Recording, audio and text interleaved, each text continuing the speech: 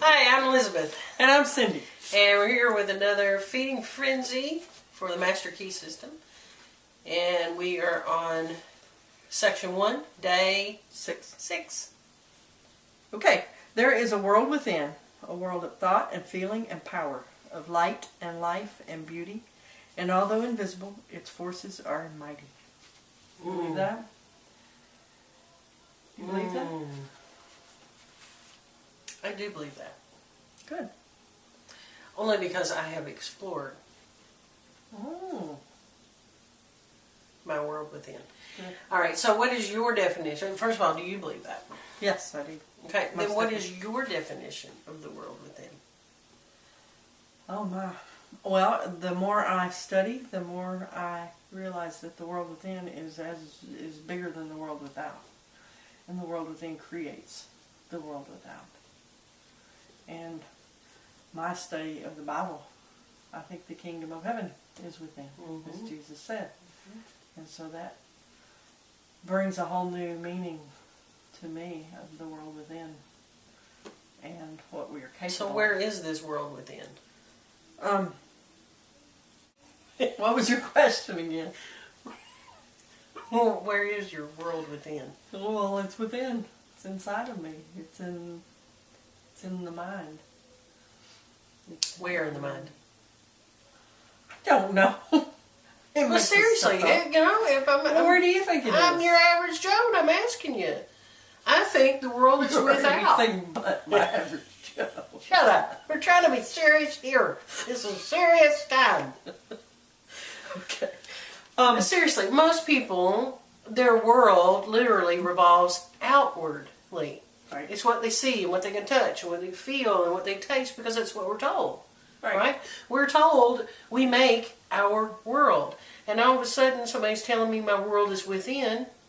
Well, that doesn't make any sense to my tactile senses.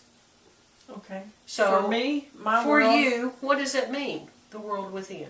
it's my thinking facilities, my reasoning, my inside my head, where I go to hide is inside my head. So are you saying your creativity or your imagination? Yes. Or Yes. your intellect or Yes.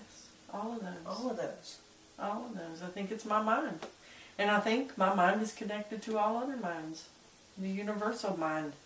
And that's where the true world, truth is for me. How about you? Is that Now, when you think? say mind connected to other minds, what do you mean by that? I mean the God mind. Mm-hmm. Yeah, I believe that's where God is too, is inside of me. So how can I tell if my mind is connected to your mind? That's a good question. Have How you can ever I been able tell? to finish somebody else's sentence? Well, yeah, but a lot of times I finish them wrong. Yes, I have, but that doesn't, to me, that doesn't mean our minds are connected. All right, so then what does it mean when our minds are connected then? I believe there's such a thing as a collective consciousness. Okay. And that there's that 100th monkey thing when...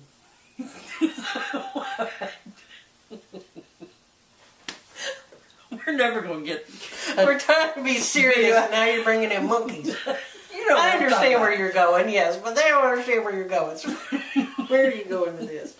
Well, then after so many of us think a certain way or have a certain consciousness, then it's sort of a universally known thing.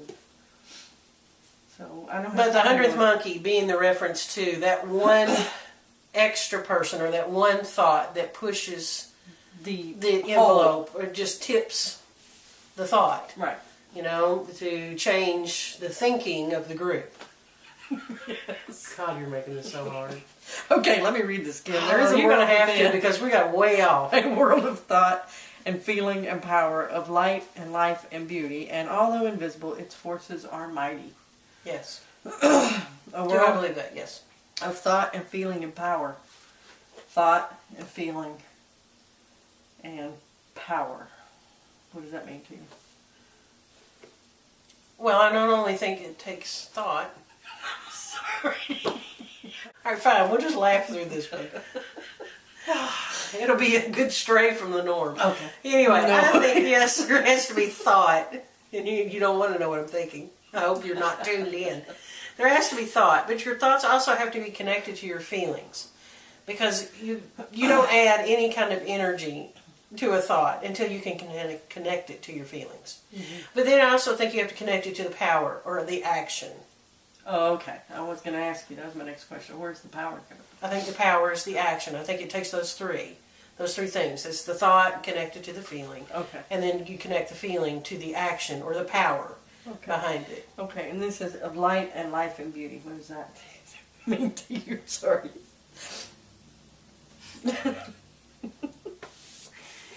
I think we can get caught up in the little everyday mundane miseries, so to speak.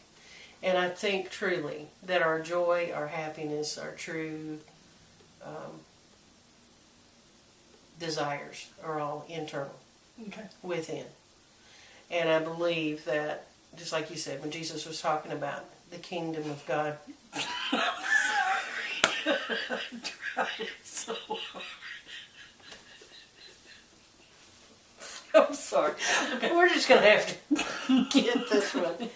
When he says that the kingdom of God is within, I think he is looking at or telling us to search for our true joy, our true desire, the truth of who we are, which is all internal. And if you don't we're going to quit this one.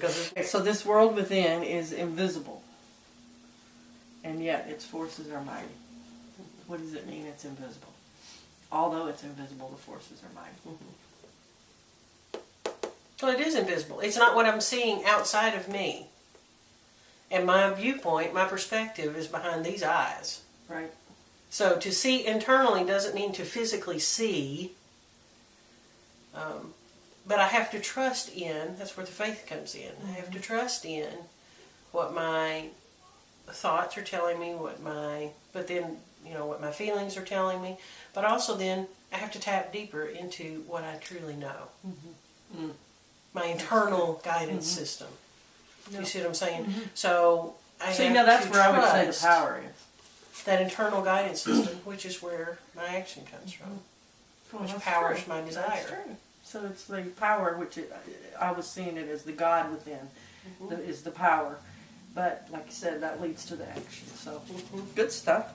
There is a world within, a world of thought and feeling and power, of light and life and beauty, and, although invisible, its forces are mighty. Good stuff today, even if I couldn't control my laughter. Now, how do you get to that? How do you get to that world within? I think it takes turning within and focusing within.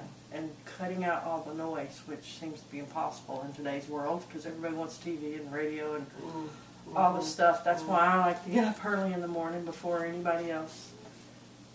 Just hear the peace and quiet. And then during that time, I turn within, and that's where I feel it the most. I think more clearly. I can see things more clearly, and I feel like I get in alignment with that God part of me that has all the answers. That knows exactly what I should do about certain problems I may have at the time. I can get into that alignment where everything's just okay, But I can't do it with all the distractions and the noise and the outside stuff going on at the same time. So I need, personally, quiet. And that nature and quiet help me more than anything. If I can have that time outside, then I do. Because it's So you're talking about meditating? Yeah, in a way. But I've never been able to meditate as easily as some. So I journal during that time. And that, for me, it's like having a muddy glass of water. For me, that's the settling, where the glass is still and all the dirt floats to the bottom, or sinks to the bottom, so that I can see things more clearly. Well, but that is meditation for you. That is meditation for me, yes.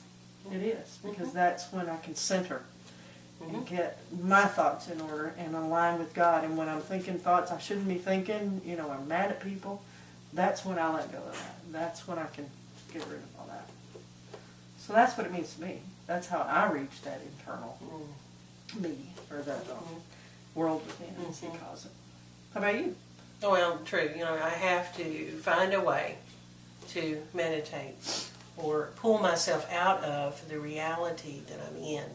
Sometimes that's a conversation with somebody. Sometimes it's alone and quiet in a bathtub, or it's a walk in the woods, or it's like you do sometimes, folding clothes, or you can meditate where you're at. Right. And I think it takes that pulling away from our everyday reality in order to get in touch with the incredible. I'm a master at it because for me it's just cutting out everything that's out here. And I can tune anything out, as you well know. And for me, that's anywhere I'm at, I can do that. Just tune everything out. And so, but I don't think a lot of people can. I think it's hard for them to tune out everything that's going on around them. So, anytime we tune everything out, though, we have to turn within. And I think that scares a lot of people. So, I don't think you have the ability to say you don't meditate well. Okay, maybe not. I don't meditate the way I've been taught I should meditate, which is to sit. Well, but that's not what it is for everybody. Right. That's not what it is for me either. You know, sometimes it works and sometimes it just doesn't. Okay. We've got outside influences that knock at the door all the time. Literally It's hard and for me to figuratively. sit still and be that quiet, and that's still. I feel like I have to be doing something. That makes my stuff settle easier. Now, a lot of people I understand can sit and be still, and that works for them. So I think it's a matter of what works for What you. works for you. Right. And I think since that word scares a lot of people. I do too. I think it scares a lot of people. Since I've done this a little bit in the past, I know towards the end of this chapter, even, he's going to have us do an exercise where we just try to sit still and get control of our physical body by sitting still. So I'm interested to see. When I tried this before, this is where I stopped because I have trouble being still.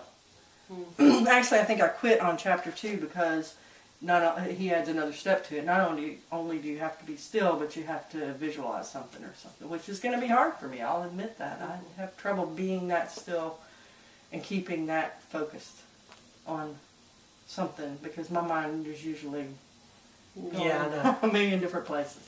So this is not easy for me, and it may not be for everybody.